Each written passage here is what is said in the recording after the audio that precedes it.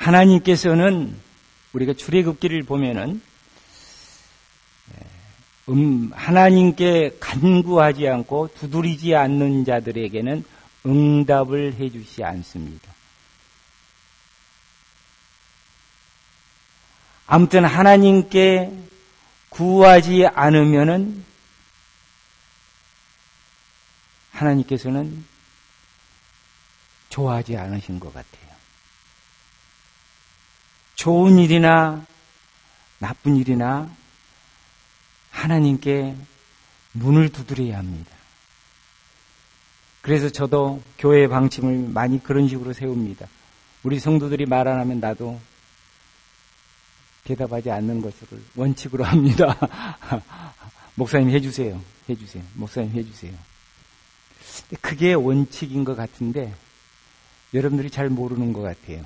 물론 이제 어린아이 신앙일 때는 다 똥도 갈아주고 기저귀도 갈아주고 뭐 옷도 빨아주고 뭐 그러기도 하지만은 어느 정도 크게 되면은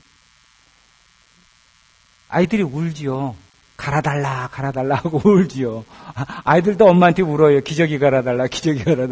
오줌만 좀 하면 예민한 애들은 오줌 한 번만 싸도 기저귀 갈아달라고 울고, 예민하게 키운 엄마는 두 번만 예민하게 키우지 않는 애들은 두 번 싸도록 습관을 들여놓으면 좀 척척하면은 그때서 울고. 이 훈련하기 나름입니다.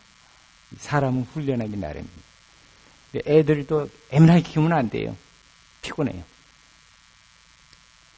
해달라는데 다 해주면은요, 애들 버립니다. 적당히 부모가 분별력이 있어가지고 애들을, 하나님께서는 이스라엘 민족을 해달라는 대로 다 해주지 않아요. 꼭 필요한 것만 해주십니다. 자, 오늘 우리가 출애굽의 역사에서 하나님과 이스라엘 민족 간에 어떤 관계를 이루어가고 계시는지를 우리가 오늘 발견할 수 있어야 됩니다. 자, 출애굽이란 말은, 애굽이라는 말은 우리나라 말에서 나온 것 같은데 이집트입니다. 이집트라는 말은 옛날부터 이집트 문명권이 바벨로니아 문명권 그때와 거의 그때보다 더 오래됐다고 하는데요. 이집트의 문명 국가의 출현이 역사적으로 보면은 우리 당군이 고조선을 창건한 것이 2333년 BC 2333년 전인데, 피라미드가 등장한 게 2500년 BC 기원전 2500년 전이니까 이미 그 당시에 노아홍수 이후에 바로 문명권이 형성된 나라들이 아마 이집트 문명과 메소포타미아 문명이라고 추정이 됩니다. 근데 그 당시에 문명을 연구한 사람들에 의하면은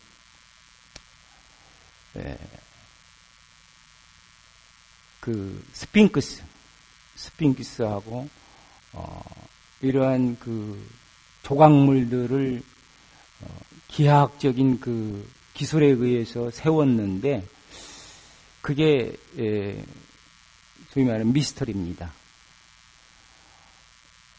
사람이 진화돼 가지고는 그런 문명이 금방 나오질 않은데, 그 당시에 그 문명이, 그런 문명들이 쏟아져 나온 게 에집트하고 메소포타미아, 바벨탑 사건, 요때 그 쏟아져 나오는데, 아마 천사들이 하늘에서 내려온 거 아닌가, 이런 정도로 그 문명이 발달된 그러한 그 지금도 풀 수 없는 기하학적인 그 수학 계산이 거기에는 있었다는 것입니다. 이게 미스터리로 되어 있어요. 그러니까 인간이 진화되지 않는다고 하는 그 말이, 하나님의 말씀이 맞는 게 뭐냐면, 인간은 진화된 상태, 그냥 인간으로 창조된 거예요. 뭐 원숭이로 해서 이렇게 자라난 게 아니라, 진화된 게 아니라 아주 고도의 그 머리를 가지고, 지혜를 가지고 하나님의 지혜를 닮아서 인간이 처음부터 인류 문명이 시작됐다고 그렇게 보여집니다. 이집트에서 그 당시에는 최고의 문명지대가 이집트였는데, 이집트에는 이미 왕권이 성립된 지가 1000년이 지난 상태이기 때문에 엄청난 발전을 하고 있는 그런 문화권이었습니다. 거기에 이쪽에서는 이미 문명사회가 진행이 되고 도시사회가 진행이 되고, 이쪽에서는 성문화가 진행이 되고 도시문화가 진행이 되고, 그리고 왕조가 진행이 됐는데, 하나님께서는 그 갈대아 우르에서 아브라함이라는 사람을 그때 선택을 하셨습니다.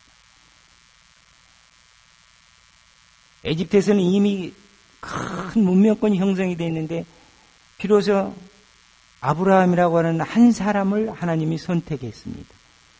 한 사람을 선택했어요. 그래서 아브라함을 불렀어요. 소명을 주셨어요. 하나님의 나라에 대한 비전을 주셨어요. 하나님의 나라의 비전은 뭡니까? 민족, 국민을 만들겠다는 것, 땅을 소유케 하겠다는 것, 그 다음에 복을 내리겠다는 것. 이 세 가지. 그게 하나님의 나라의 비전인데, 그 나라는 하나님께서 우리에게 주시는 에덴 동산과 같은 공의가 살아있고, 슬픔이 없고 고통이 없는 그러한 영원한 사망이 없는 그런 나라를 얘기하는 것입니다. 그 비전을 하나님께서 심어주셨는데 모르는 거예요. 이스라엘 이 사람들이 몰라는 거예요. 그걸 모르는 거예요. 그 언약에 들어있는 깊은 뜻을 모르는 거예요. 지금도 모르는 사람이 성경을 보면서도 이걸 모르는 사람들이 너무 많습니다. 그래서 세상의 것만을 향해서 잡으려고 하는 사람들이 많아요.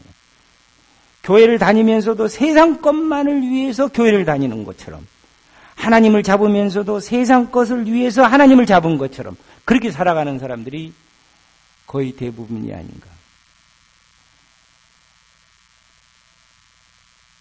하나님을 믿는 사람들은 살아도 좋고 죽어도 좋고, 이게 하나님 믿는 사람들이거든요. 살면은 하나님께서 사명을 주셔서 그 사명 때문에 살 가치가 있고 사는 기쁨이 있고 사는 보람이 있는 거예요. 근데 세상 것을 붙들면은 사람이 감정적으로 환경에 영향을 받아서 불신앙으로 떨어집니다. 하나님의 것은 영원한 것이고 하나님의 것은 정말 생명의 것인데, 이것을 갖다 줬는데 이것은 가까이 안 하고 이쪽 세상 거 가짜만 가지고 그걸 가지고 그냥 실험하고 사는 겁니다. 애굽은 그런 나라였습니다. 소위 말하면 세상 나라, 세상의 문명권이 발달된 나라. 자, 문명권은 어떻게 발달됐죠? 가인의 후손 중에서, 또 노아의 후손 중에서 그 가인의 후손, 노아에서 함의 후손, 니못이라는 사람에 의해서 도시 문명권이 발달됐죠. 니못의 자손 중에서 음악하는 사람이 나오고 문화하는 사람이 나오고 그렇게 됐잖아요. 하나님을 섬기지 않으면 문화라고 하는 것을 만들어내야 됩니다. 그래야지 사람들이 살아갈 수 있는 보람을 느끼는 거예요. 이게 이제 틀린 거예요. 애굽에서 아브라함이 애굽에 들어가기 전에 아브라함, 야곱, 이삭, 야곱 믿음의 세 조상이 야곱의 이제 후손들이 12명이 아들들이 12명이 한 가족을 이루면서 에집트로 이민을 가게 되죠. 에집트로 이민을 가서 400년을 하나님께서 람셋이라고 하는 삼각주, 지도 좀 부탁합니다. 자, 하나님께서 가나안이라고 하는 그곳은 아직은 국민을 만들기에는 부족한 땅이었던 것 같습니다. 아모리 사람들, 원주민들의 죄악이 관영할 때가 아니었기 때문에 관영할 때까지 기다리는데 그게 400년입니다. 자, 지도 좀 부탁해요. 그래서 최대 문명 국가 이집트에서도 가장 좋은 지역, 고센 지역. 자, 여기가 고센 지역인데, 요게 나일강이 이렇게 하류가 이게 삼각 지역에서 이게 아주 비옥한 땅입니다. 이 비옥한 땅에다가 야곱과 그 아들들을 70인을 이쪽에다 옮겨놔요. 가축을 이동해서 이쪽으로 다 옮겨놔요. 여기에서 자손을 변성시키는데, 후손을 변성시키는데, 바로가 새로운 왕조가 등장을 해서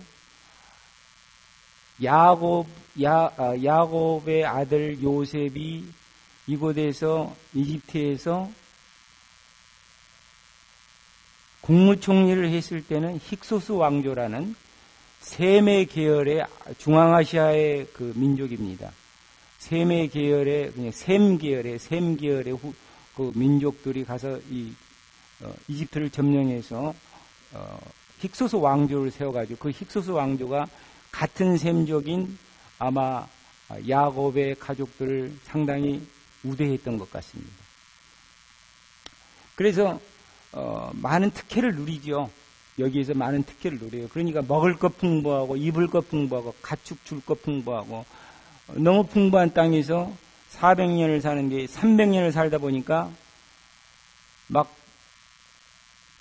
건강하고 엄마들이 건강하고 하니까 그냥 애를 풍풍풍 잘 나는데 400년 동안 200만 명이 나왔다는 것을 계산해 보면 한 커플에 몇 명씩 애를 낳아야 됩니까?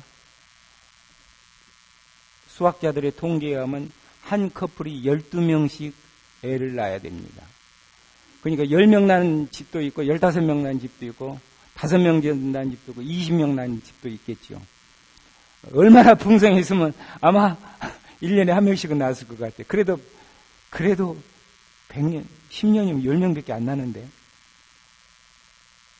우리도 옛날에 우리 어릴 때도 보면은 10명씩 낳은 집안도 수두룩했어요. 12명씩 낳아야 되는 거예요. 그러니까, 왕조가 바뀌면서, 이제 이집트, 원래 함족이 세운 이집트를 다시 함족이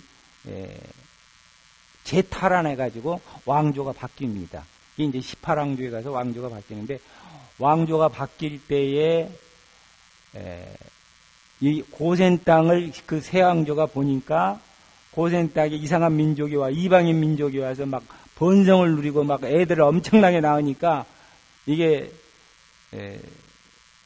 파워의 두려움을 느낀 거예요. 왜냐하면 민족이 많아지고 국민이 많아지면 그 파워가 되잖아요.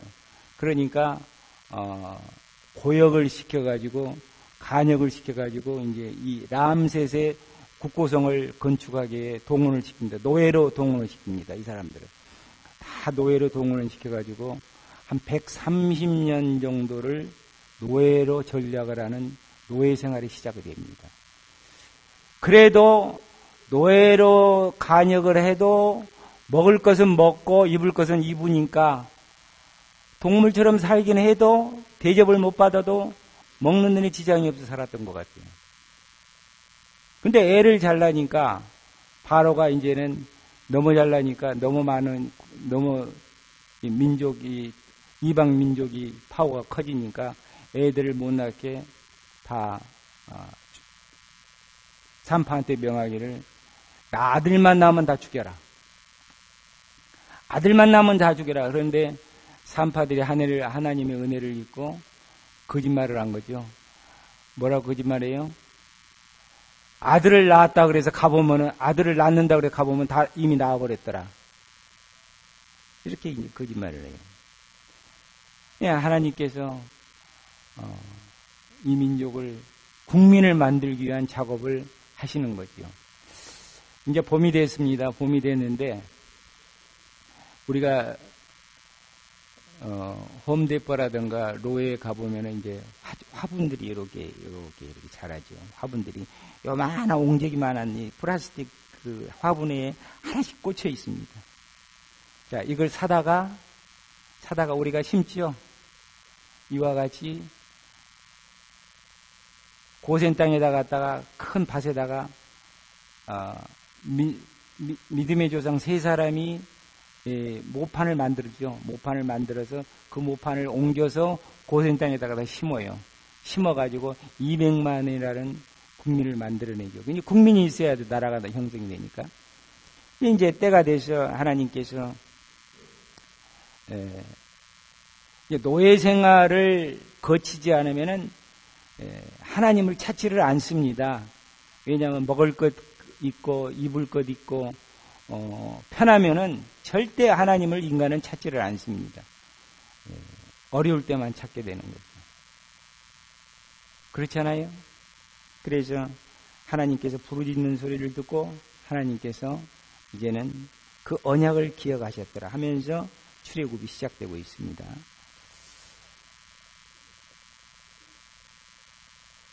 근데 이제 하나님께서 한 인물을 준비시키는데 그분이 바로 모세예요. 모세를 통해서 이 이스라엘 민족을 끌어내서 출애굽해서 가나안으로 이동을 시키겠다. 그래서 이제 모세가 등장합니다. 모세가 등장하는데 모세의 일생을 보면은 모세는 이제 에집트 가장 문명이 발달된 그 당시에 가장 글이 발달된 곳이라고 해도 과언이 아니죠. 그곳에서 왕자로 입양을 하게 되죠. 여러분들 그 스토리는 다 알죠. 레위 사람들의 후손인데, 자 모세를 시켜서 이제 출애굽을 준비시킵니다. 그 1장에서 4장까지 이제 출애굽을 준비시키는 하나님에서 1장은 억압받는 이스라엘, 2장은 모세의 등장인데 모세의 뜻은 물에서 그거 좀 그 전 걸로 해주세요. 모세의 뜻은 모세의 뜻은 물에서 건지다. 왕자 생활 몇 년입니까? 모세는 40하고 연결이 많이 돼서 왕자 생활 40년, 왕자 생활 40년, 그 다음에 도피 생활 30년, 미디안 광야에서 목동 생활 40년을 했죠.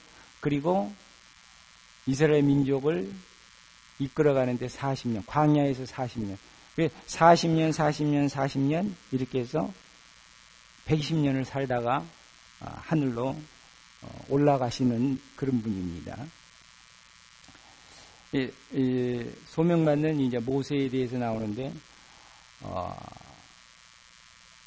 모세는 하나님의 이름은 있는 자, 스스로 있는 자. 모세가 하나님을 만났을 때, 하나님의 부름을 받았을 때, 하나님께서 모세야, 모세야, 내가 너를 이스라엘 내 민족을 구원하는 지도자로 삼겠다 하면서 모세를 부르니까 모세가 4번이나 거절을 하죠. 근데 하나님께서 설득을 시키면서 기적을 보여주시면서 모세를 설득시키는데, 모세는 이제 말을 할지 모르는 사람이라고, 말이 더진 자라고 그래서 모세 동력자를 붙여주죠. 근데 모세의 친형님 아론을 붙여줍니다. 아론이 자기 동생을 하나님처럼 여겼습니다. 또 후를 붙여줍니다. 여호수아를 붙여줍니다. 여호수아는 몸종과 같이 모세를 섬겼다고 말하고, 훌은 자기 동생 미리암, 여동생 미리암의 남편입니다. 근데 훌도 동력자로 섬기는데,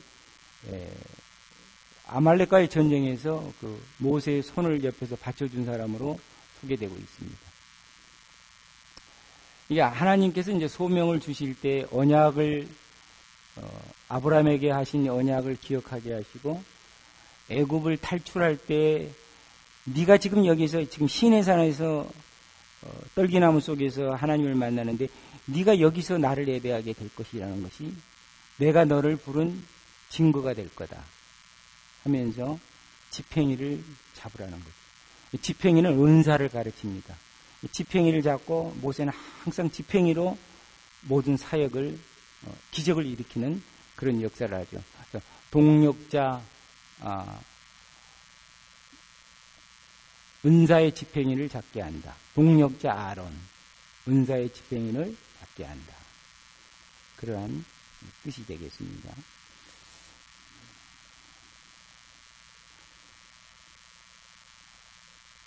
모세와 아론이 이제 왕궁에 들어가서 바로를 만나면서 바로에게 내가 하나님이 시켜서 왔다. 이제 모세가 하나님을 만날 때 뭐라냐면 내가 누구간데 나한테 하라가십니까?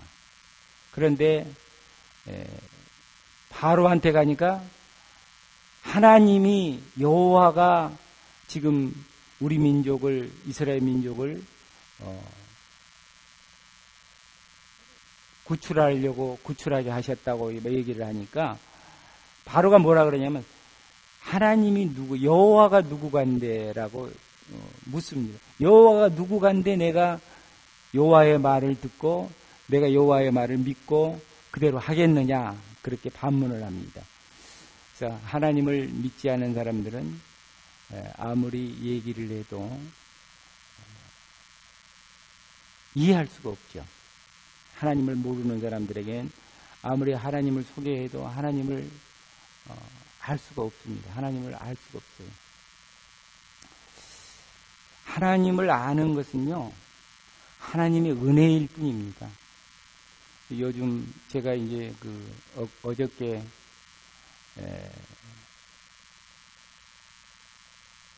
중남부 모임에 가가지고 한 목사님이 목회를 하시다가 암병에 걸렸어요. 그래서 2009년도에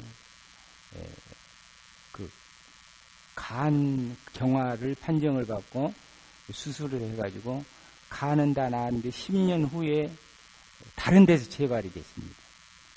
다른 데 재발이 돼서 재작년에부터 이제 재발이 돼서 치료를 받고 작년에 가서 기도도 해주고 올해 나오셨더라고요.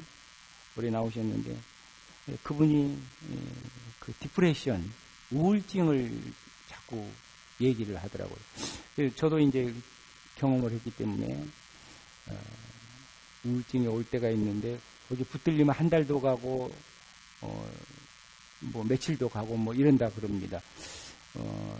우울증에 붙들리면은 이제 몇 시간도 가고 며칠도 가고 뭐 한 달 이상 가면은 위험하죠. 그래서 그런 이제 악령의 역사들이 틈을 타죠. 몸이 약하니까 악령의 역사들이 틈 타요. 그것은 목회자라고 예외는 아닙니다. 그래서 내가 그분한테 그 얘기를 했어요. 요즘 내가 참 은혜를 많이 받고 있는데 성경 말씀은 하나님에 대한 것은 지식이 아니다.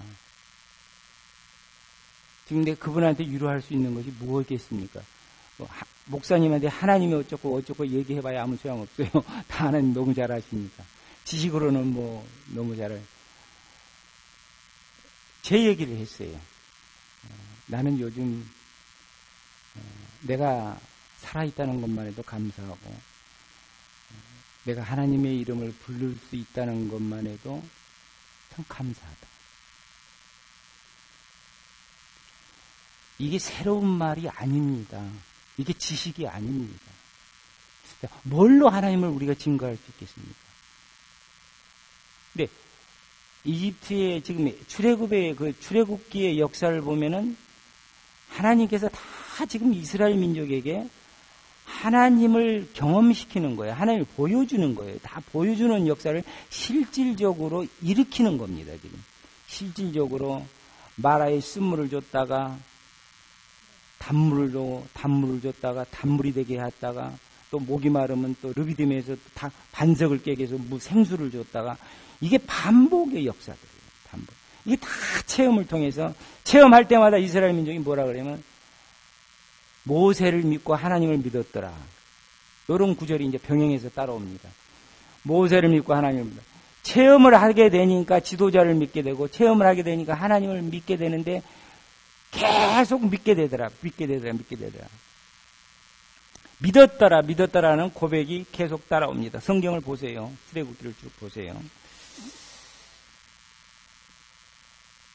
하나님께서 이제 불신자들의 세계에서 믿는 우상을 통해서 하나님과의 전쟁이 시작되는 거예요. 이제 불신 세계에 세상에 묶여 있는 세상의 모든 사고방식에 묶여 있는 이스라엘 민족 노예가 돼서 하나님께 부르짖는 그 사람들은 지금 노예에 굉장히 익숙해져 있고 노예 생활에 익숙해져 있고 세상 문화에 익숙해져 있습니다. 이집트 문명에 익숙해져 있어요. 그 사람들을 바꾸는데 어떻게 이걸 바꿔야 되느냐? 하나님의 방법밖에 없죠. 근데 그 사람들을 일단은 억압에서 그 속박에서 풀 수 있는 방법은 그 왕을 설득시키는 방법밖에 없는데 왕이 칙령을 내려야지 해방을 받지요. 해방을 하지요. 그래서 이제 바로를 만나서 이제 바로가 말을 들을 리가 없잖아요. 여호와가 누구간데 네 민족을 시키라고 하느냐? 나는 여호와를 모른다. 내가 왕이다 이겁니다. 내가 왕이다.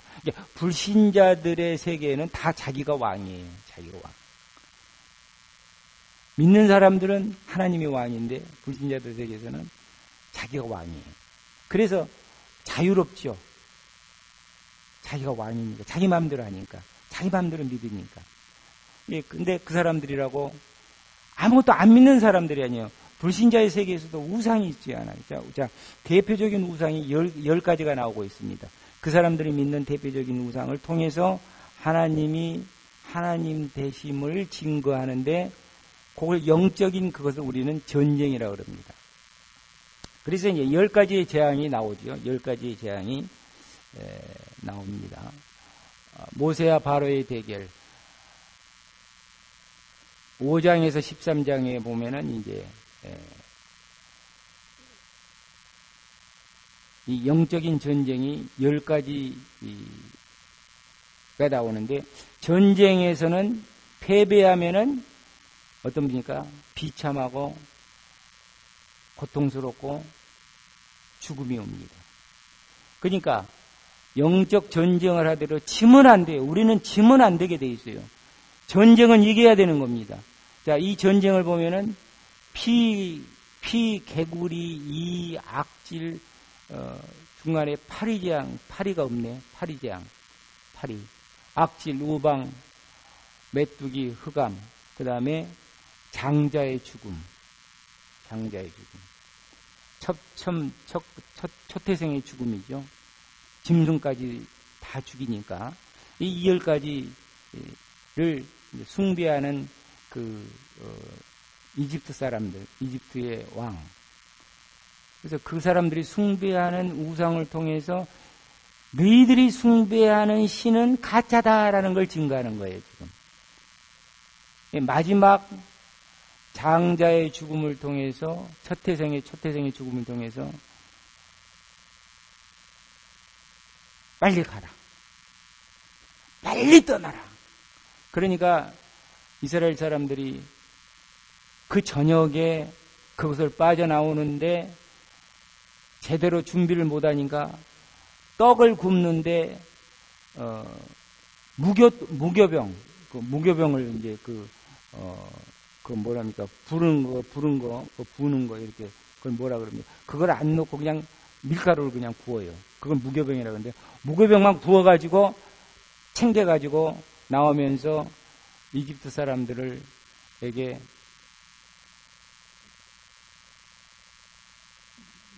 보물 좀 내놔. 보물 좀 내놔 하니까 이집사는 다 줍니다. 다 줘서 가지고 가. 너희들 빨리 가는 게 우리가 사는 길. 다 죽어가니까 자기 장자들 죽어가지고 짐승들 죽어가지고 뭐 10번이나 재앙을 받았으니 뭐 말할 것이 없지. 얼마나 그 사람들이 지옥이지요. 지옥을 맛본 거죠. 이집트 사람들이. 그러니까 물질이 문제가 아니에요. 이런 재앙이 떨어지면은 돈이 문제가 아니고 부가 문제가 아니라는 거야. 그건 다 필요 없어. 그냥 그건 다 줘도 그냥 우리가 그냥 그 재앙만 없어지면 산다는 거예요. 재앙만 없으면 되겠다는 거예요. 그러니까 다 주는 거예요. 그러니까 금부치 뭐 이런 거 다 얻어가지고 나옵니다. 그것은 하나님의 애정된 일이었죠. 하나님의 애정 가운데 있었던 일이었죠. 모세를 설득시킬 때 이미 그 예고를 하십니다. 네가 이스라엘 민족을 데리고 나올 때 너는 빈손으로 나오지 않을 거야. 너희 국민들이 빈손으로 많은 것을 들고 나올 거다라는 그 예고를 애정에서부터 시작된 거예요. 애언에서부터 시작된 얘기죠. 애언의 실현이에요. 마지막에 이제 초태생 장자를 죽일 때 그게 이제 1장, 출애굽기 1장에서부터 18장까지의 키워드가 유월절입니다. 유월절은 어린 양을 피를 문설주에 발람으로써 죽음의 사자가 넘어간다. 패스오바라 그래서 유월절이라고 그러죠. 유월. 우리 한문으로 써서 유월이라 그래요. 지나갈 유자 뭐 이렇게 써가지고 유월절이라고 그러는데 넘어갈 월자 해가지고 유월절이라고 그랬는데 패스오바. 그래서 갈 때 이제 획득한 것을 우리는 전리품이라고 그러죠. 전쟁이 승리를 했기 때문에 이제 전쟁의 승리를 해서 유월절이 제정이 되는데 이 하나님께서 명령하신 겁니다. 인간이 만든 게 아니라 하나님이 유월절을 제정을 하신 거예요. 너희들 이걸 기념해라. 이게 승리의 날이다. 왜 승리했느냐? 어떻게 승리했느냐? 죽음의 사자가 넘어갔는데 그 죽음의 사자를 어떻게 넘겼느냐? 그것은 어린 양의 피 때문에 넘겼다. 그래서 예수 그리스도가 거기에 예표로 상징적으로 등장합니다. 예수 그리스도의 피를 보는 사람, 피를 갖고 있는 사람들은 다 구원을 받는다라는 것을 상징적으로 보여주는 사건들입니다. 그래서 유월절을 이제 기념하게 되죠. 그리고 홍해를 이제 건너가면서 하나님의 기적을 또 체험하는데 사탄은 믿는 사람들이 어떠한 상황에 있든지 간에 절대 포기하지 않는다는 것을 지금 가르쳐주고 있습니다. 우리가 믿음이 강할 때나 믿음이 약할 때나 우리가 시험 들 때나 사탄은 항상 우는 사자같이 틈을 노리고 있다는 거예요. 자, 그렇게 패배를 하고 그 쑥밭을 만들고 지옥같이 그렇게 재앙을 받았으면서도 바로는 포기하지 않고 다시 쫓아옵니다. 이스라엘 민족을 쫓아옵니다. 그래서 홍해까지 쫓아옵니다. 그래서 하나님의 역사가 홍해에서 다시 보여주기 시작하는데 구름 기둥과 불 기둥이 이제 거기서 움직이는 것을 발견하죠. 앞에 구름 기둥이 불 기둥이 뒤로 움직이죠. 근데 뒤에서 쫓아오는데 바싹 따라오니까 그 사이에 구름 기둥이 불 기둥이 딱 맞고 불 기둥이 형성되는 거예요. 이제 바로의 군대가 쫓아오지를 못하는 거예요. 그쪽은 어두워지고 이쪽은 환해지면서 모세가 지팡이를 가지고 홍해를 가르치니까 홍해가 쫙 벌어지는 거예요. 그래서 이제 홍해의 길이 열리는 거예요. 구원의 길이 열린 거죠. 그 홍해를 건너갑니다. 자, 내가 우리 그 엑소도스 영화를 보셨어요? 요즘 나오는 엑소도스 영화. 이 영화가 3편이, 엑소도스 이 출애굽에 대한 영화가 3편이 나오는데, 2편은 보니까, 만화 영화예요.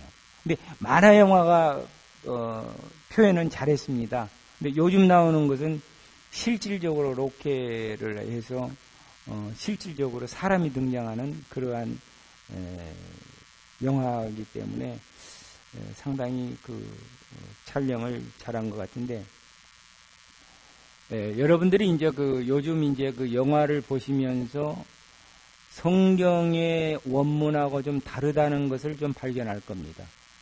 자, 그것은 뭐냐면은, 여러분들이 잘 알고 영화를 보셔야 돼요. 요즘 사람들이 좋아하는, 요즘 사람들에게 흥미를 느끼는 쪽으로 편집을 해서 영화가 나왔다는 것을 여러분들이 기억을 하시고, 요즘 사람들이 성경 말씀을 그런 식으로 해석을 한다는 것을 아셔야 됩니다. 그래서 자기들한테 즐겁고 유리할 대로 해석을 해서 성경을 하나님의 말씀으로 그렇게 제작을 하는 거죠. 그래서 엑소도스라든가 노아 영화 보시면은 조금 성경과 틀린 내용들이 나옵니다. 그게 이제 각색한 거라고 여러분들이 생각하시면 될 거예요. 자, 바로 군대가 쫓아왔을 때,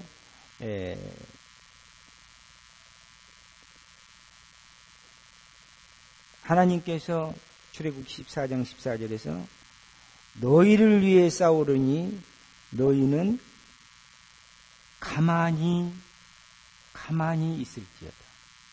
이 말씀을 주세요. 자, 이 말씀의 뜻이 굉장히 큰 의미를 갖고 있습니다. 우리가 믿음을 갖는다고 하면서 인간적으로 막 노력을 해서 믿음을 갖는 거하고 하나님이 하라는 대로 그냥 자연스럽게 믿음대로 그냥 순종을 해서 가는 사람하고 차이가 있는 겁니다. 하나님 이거 하라고도 안 했는데 막 하는 사람들, 그거 나중에 보면은 문제가 생겨요. 지금은 좀 잘못된 것 같고, 지금은 좀 더딘 것 같고, 지금은 좀 마음에 안 들어도 하나님이 싸우도록 하시도록 내버려 두라는 거예요. 하나님이 일하시도록 내버려 둬야 되는데, 지가 먼저 나가서 지가 먼저 일을 하는 거예요. 지가 먼저. 지가 열심히 지 열심으로 하는 거예요. 지 열심으로 하다가 그냥 마음에 안 들면은 원망 불평이 많은 거예요. 원망 불평은 두 가지입니다. 원망 불평은 자기 열심을 내다가 그 열심에 호응을 못 받으면은 자기 의의가 드러나서 원망 불평이 생기는 경우도 있고, 원망 불평의 원인이 또 불신 때문에 생깁니다. 믿음을 갖지 못하기 때문에 믿음의 눈으로 바라보지 못하게 하면 불평이 생기는 거예요. 하나님은 이미 예배해서 다 그 길을 예배해 놓으셨는데 자기 생각을 앞세워서 자기 생각대로 안 되면은 불평을 하게 되는데, 이게 바로 불신의 원인입니다. 이걸 우리는 불신앙이라 그래요. 그걸 불신앙이라 그래요. 그러니까 이스라엘 백성이 언제 불평을 하냐? 환경의 어둠이 닥칠 때만 불평을 합니다. 자, 여기서 이제 먹을 것을 다 갖고 홍해를 건너올 때까지는 만나와 메추라기가 나타나질 않는데, 홍해를 건너기 전에 나타나는 하나님의 역사는 불기둥과 구름기둥이에요. 불기둥과 구름기둥이 나타나요. 홍해를 건너고 나서 나타나는 역사가 마라의 기적에서 쓴물의 역사가 이제 3일 동안 홍해를 건너고 이제 3일 동안 걸어오는데 물이 없어요. 물이 없는데 마라에서 물을 발견합니다. 3일 동안에. 3일 만에 마라에서 물을 발견하는데, 그럴 때마다 이스라엘 민족은 모세를 잡아 죽이려고 그래요. 모세한테 돌을 던지려고 그러고, 우리가 애굽에 살았으면 먹을 것 입을 것 걱정 않고 살았는데 네가 왜 우리를 부축해서 여기까지 광야까지 데려오느냐. 이런 불평들을 하죠. 그러니까 금방 하나님의 기적을 봤으면서도 홍해를 갔으면서도 3일만 물 안 먹으면은 물론 갈급하지요. 갈급하지요. 불평하지 마시고 기도해야 되는데 불평하는 거예요. 하나님은 기도하기를 원하시는데 불평하는 소리를 하는 거예요. 그러니까 우리는 불평을 기도로 바꾸는 훈련을 해야 됩니다. 불평, 기도로 바꾸는 훈련을 하게 되면은 바꿔지는 거예요. 하나님이 지금 우리의 기도를 듣기를 원하시는 거예요. 우리가 문제가 있으면 그 문제를 가지고 불평하지 말고 옆에 사람 원망하지 말고 누구 원망하지 말고 기도하라는 거야. 기도하라는 거야. 그럼 하나님이 들으시겠다는 거야. 들으시기만 하면은 하나님께서 이미 예비해 주시는 마라의 기적 같은 사건이 일어나는데 그 물을 마셔보니까 쓴물이더라. 먹을 수가 없는 쓴물이야. 그러니까 모세가 중보 기도를 하죠. 저 민족이, 저 사람들이 나를 원망하는데 주님은 어떻게 합니까? 기도를 하죠. 물을 주시옵소서. 그 옆에 있는 나무가지를 꺾어서 던지라. 그 나무가지를 던지라 그래서 그것을 던지니까 물이 단물로 변해버린 거예요. 자, 이것은 뭘 예표하냐면 그 나무까지는 십자가를 예표한다고 보통 그렇게 해석들을 합니다. 쓴물, 쓴 고통 중에 살아가는 우리에게 하나님의 십자가의 고통, 그 십자가만 통과시키면 우리의 쓴 생활이, 우리의 쓴 고통이 단물로 변하는 거예요.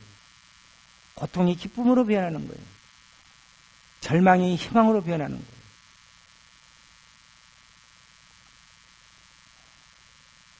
그래서 마라에서 하나님이 치료하는 여호와 라파의 명칭을 주시는 거죠.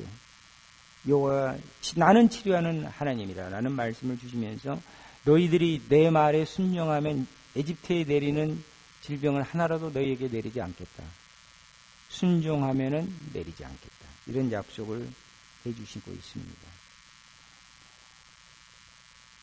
그래서 또 마라를 지나서 이제 약 2개월이 45일이 지났습니다. 45일이 지나서 에집트를 나온 지 45일인데 먹을 것이 다 떨어졌어요. 보따리 싸서 뭐 무교본이라든가 먹을 것 뭐 얻어갖고 온 것들 다 떨어지고 가축도 이제 뭐 잡아먹을 것이 별로 없었나 보지요.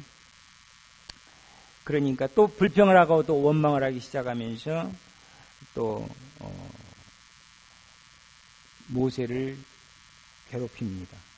모세가 또 중보기도를 하죠. 그때 하늘에서 떨어진 것이 만나입니다. 만나. 또 고기 안 준다고 불평하니까 메추라기.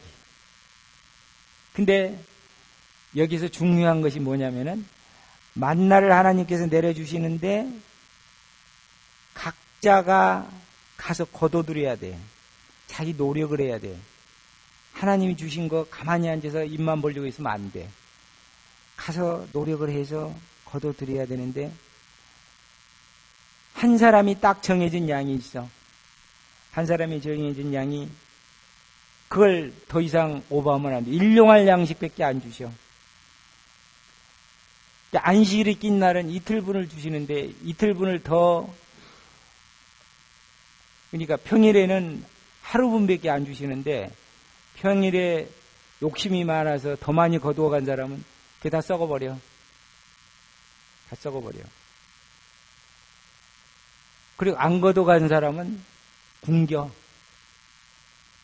이 하나님의 뜻이죠. 그래서 만나와 메추라기를 통해서 먹을 것과 고기를 해결을 합니다.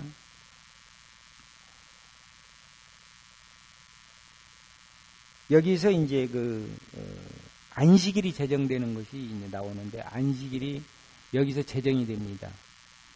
율법이 여기서 이제 하나님의 법이 시작이 되는 것 같아요. 그 전에도 이제 하나씩 하나씩 주어지기 시작했는데 안식일이 여기서 생기기 시작합니다. 그 다음에 믿음에서 또 한 번에 물사건이 나오고 그 다음에 시내산에 이제 도착을 했는데 시내산에 도착할 무렵에 마지막 최초로 이제 이스라엘 민족이 전투를 하는 그런 모습이 나옵니다. 그 전까지는 이제 직접적인 전투는 없었는데 전쟁이 일어나는데 그 시내산을 위주로 해서 사는 아말렉 사람들이 자기의 영역을 침범하는데 그 영역 안에는 새 물이 있어요. 물이 한정이 되어 있기 때문에 다른 이방인들이 들어오는 것을 막습니다. 이방 민족이 이동을 오니까 자기들의 생사가 걸린 물을 빼앗기게 생겼으니까 전쟁을 하게 되죠.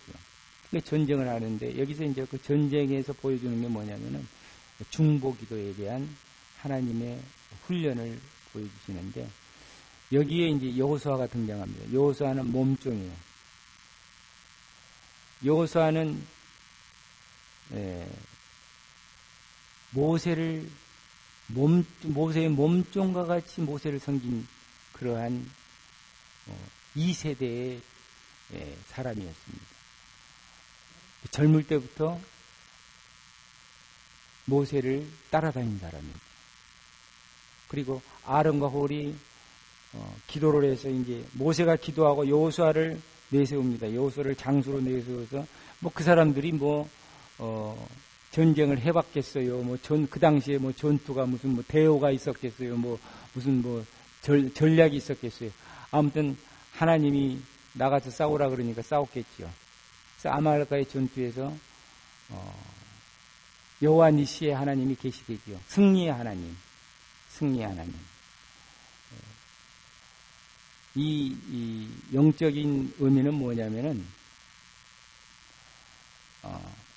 모세가 이제 연세가 많아가지고 나이가 많아가지고 팔을 오래 젊은 사람도 마찬가지야. 팔에 오래 들고 있을 수가 없으니까 오래 들고 있으면 피곤하니까 내려가야 되죠. 내려가지 않아요. 자연스럽게. 그것은 이제 모세가 한쪽에 바치고 모세의 동서라 그러죠. 동서가 또 한쪽을 바치면서 승리로 끝납니다. 그래서 중보기도가 매우 중요하다는 사실을 여러분들이 발견해야 될 것입니다. 여기에서 이제 동력자라고 해도 이제 우리가 동력자라고 하면은 앞뒤가 없는 것처럼 생각할 수 있습니다. 같이 너도 동력이고 너도 동력. 그렇지 않습니다. 동력이라 그래도 주관자가 있고 따르는 자가 있어야지 동력이 됩니다. 톱은 하나밖에 없습니다. 머리는 하나밖에 없어요. 그래서 동력자라 그래도 앞세울 사람이 있어요. 모세의 동력자라 그래도 모세를 다 따르는 사람들이에요. 그래야지 하나님의 명령이 일관성 있게 이렇게 내려가지, 너도 하나님 음성 들었냐, 나도 하나님 음성 들었냐 하면 이게 끝나는 거예요. 이게 교회에서도 마찬가지입니다. 교회에서도 담임 목사를 하나님이 세울 때는 그만한 뭐가 있어서 세우는 거지 아무렇게나 세우는 게 아닙니다. 담임 목사를 통해서 하나님이 꼭 필요한 것은 꼭 깨닫게 해주시고 꼭 이루게 해주신다는 사실을 저는 발견을 합니다. 여러분들이 그걸 아시고 기도해 주시기 바랍니다. 이제 시내산에서 이제 19장에 이제 시내산에 도착을 해서 19장부터 40장까지 나오는데 이제 율법을 전수받죠. 율법을 전수받고 성막을 세우는 그러한 일이 진행됩니다. 예배가 시작됐죠. 예배가. 그리고 십계명이 이제 그때부터 계명이 구체적으로 하나님께서 주신 계명이 시작됩니다. 마지막으로 이제 이드로의 충고가 나오는데, 이드로의 충고는 모세가 이제 하도 바쁘고 피곤하니까 모세가 이제 그 처가 장인을 만나게 되죠. 장인을 만났는데 미디안 사람인 이드로가 충고를 해주기를, 조직을 이끌려면은 조직적인 지도자를, 중간 지도를 세우라는 충고를 해주죠. 이 충고를 그대로 받아들여서 천부장, 백부장, 50부장, 10부장을 만들게 됩니다. 그래서 실질적으로 이제 조직화가 이루어지는 그러한 형태로 시내산에서 조직적인 그러한 공동체로 시작이 돼요. 이제 공동체가 되려면 이제 법이 있어야 되고, 지도자들이 있어야 되고, 중간 지도자들이 있어야 되고, 지도자가 있어야 되고, 또 하나님의 은혜가 있어야 되겠죠. 그래야만 신앙 공동체가 생깁니다. 자, 여기까지 오늘 19장까지죠. 18장까지, 19장까지인데 다음 주에는 19장부터 40장까지 읽어오시고, 오늘 말씀의 묵상의 포인트는 하나님의 언약의 실현이 구체화되는 그런 지금 일들이 일어나고 있습니다. 그래서 민족이 이동하면서 언약이 이제 실현되는, 언약을 실질적으로 이제 하나님께서 보여주시는 거예요. 실질적으로 하나님 나라를 어떻게 실현시키는 것을 시작을 하시고 계시는지 보여주시고, 또 소명자로 부르는 등장인물에 대한 그러한 하나님과의 관계, 그 다음에 세상에 탈출을 해야 되는 하나님 나라의 비전을 우리가 언약으로 받았다는 것을 여러분들이 꼭 기억하셔야 됩니다. 이 믿음이, 여러분들이 이 언약에 대한 믿음, 하나님 나라 천국에 대한 그 비전이, 교회는 천국에 대한 비전입니다. 그 이상은 없어요. 천국에 대한 비전을 이 땅에서 실현시키다가 천국을 우리가 가게 되는데, 이 비전은 세상 나라를 탈출할 때만 가능합니다. 세상 나라를 탈출하는 것은 세상의 모든 습관과 세상에 젖은 모든 사고방식과 이걸로부터 하나님의 사고방식, 하나님의 뜻, 하나님의 습관, 이걸로 다 바꿔야 됩니다. 그 바꾸는 것을 우리는 훈련이라고 그러고 신앙 성화라고 그럽니다. 그래서 하나님께서는 그때그때마다 하나님을 알려주시는 거예요. 하나님을 체험케 하시는 거예요. 우리에게 하나님을 체험케 하시지 않으면 우리는 하나님을 도저히 알 수가 없어요. 그리고 믿음이 일어날 수가 없습니다. 그래서 여러분들이 하나님을 어떻게 체험하느냐, 이것을 우리는 성경의 그 모든 사건을 통해서 간접적으로 체험하시기를 주님의 이름으로 축원합니다. 질문사항이 있으면 질문사항 받겠습니다. 윤희기 집사님 질문사항 없어요? 내가 좀 말을 좀 재밌게 못해가지고 별로 재미가 없나 봐. 윤희기 집사님은. 자, 그 그림 몇 개 나온 거 내가 찾아놓은 거 있는데 그림도 못 보여줬네. 자, 그림 한번 이미지 좀 찾아보십시오. 시간 다 됐지만 그림 한번. 자, 여기서 보면은 고센 땅의 숫꽃에 대해 에담에서 나와서, 에담에서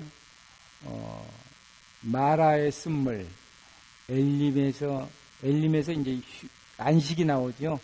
엘림에서 이제 안식을 취하고, 독가라는 데는 뭐 여기는 안 나오는데 르비딤에서 이제 반석을 치는 사건이 나오고, 그 다음에 시내산으로 도착하는 그런 행로가 이렇게 쭉 나와 있습니다. 여기는 이제 홍해가 갈라진 그러한 이미지입니다. 요즘은 뭐 워낙 이런 그림들을 잘 이렇게 그려가지고 영상들이 많이 나오니까 여기 찾기가 참 쉬워요. 좋아요. 이미지 찾으면 다 나옵니다.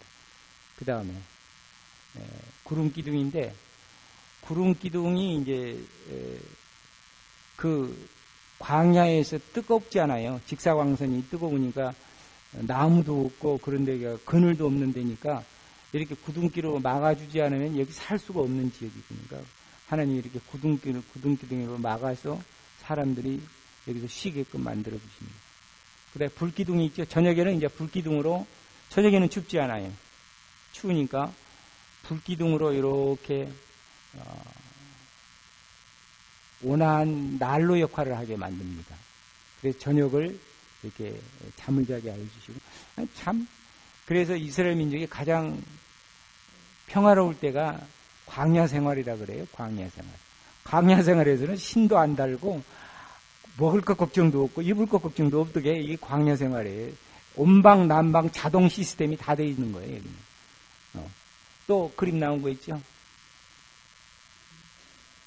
이 이스라엘 민족이 가는데 그 뒤에서 지금 이 뒤에 바로의 군대가 쫓아오는데 바로 군대가 못 쫓아오게 불기둥이 막아주는 거예요. 바로 군대가 못 쫓아오게 불기둥이 막아주는데 그 뒤를 쫓아오다가 바로 군대는 물에다 수장을 당하죠. 참 그림이 참 제대로 나온 것 같아요. 그 다음에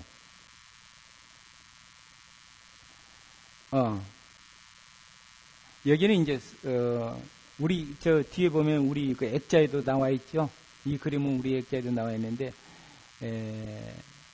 이 모습은 이 성막이 이제 지어지고 나서 이동 성막이 됐을 때 이제 이 사람들이 진행하다가 머물러서 며칠씩 쉬고 머물러야 될 곳, 몇 년씩 머물러야 될 곳에서 이 성막이 이렇게